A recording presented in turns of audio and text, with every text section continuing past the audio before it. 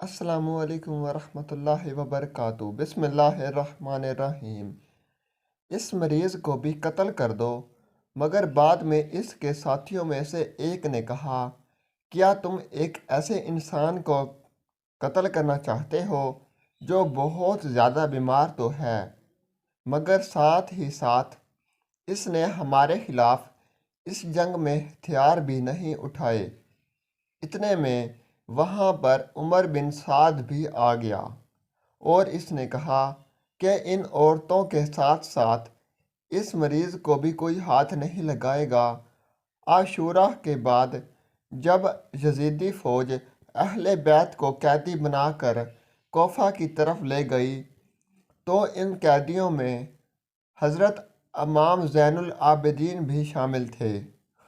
آپ اس جنگ کی لگت بھگت 35 سال بعد بھی تک زندہ رہے تھے اور اس پورے ہی دور میں آپ نے شہدائے کربلا کی یاد کو تازہ رکھنے کے لیے ہر ممکن کوشش کی تھی۔ آپ جب بھی پانی پیا کرتے تو ہمیشہ اپنے والد حضرت امام حسین کو ضرور یاد کیا کرتے تھے اور ان پر ہونے والے ظلم و ستم کو یاد کر کے آنسو بہایا کرتے تھے۔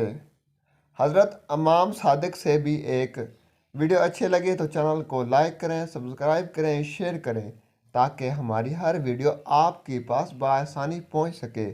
شکریہ۔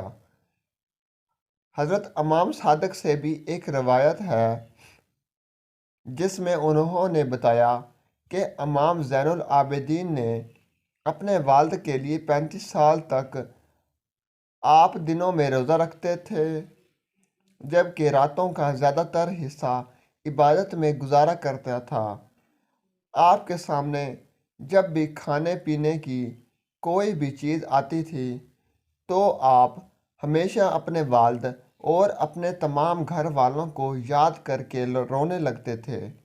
اس قدر روتے تھے کہ آپ کے آنسو اس کھانے میں مل جایا کرتے تھے اور آپ جب تک حیات رہے تب تک آپ کا بالکل یہی دستور رہا کہ جنگ کربلا کے بعد آپ کی زندگی کے یہ 35 سال بھی بہت زیادہ مشکلوں سے بھرے ہوئے تھے اور دشواریوں سے بھرے تھے۔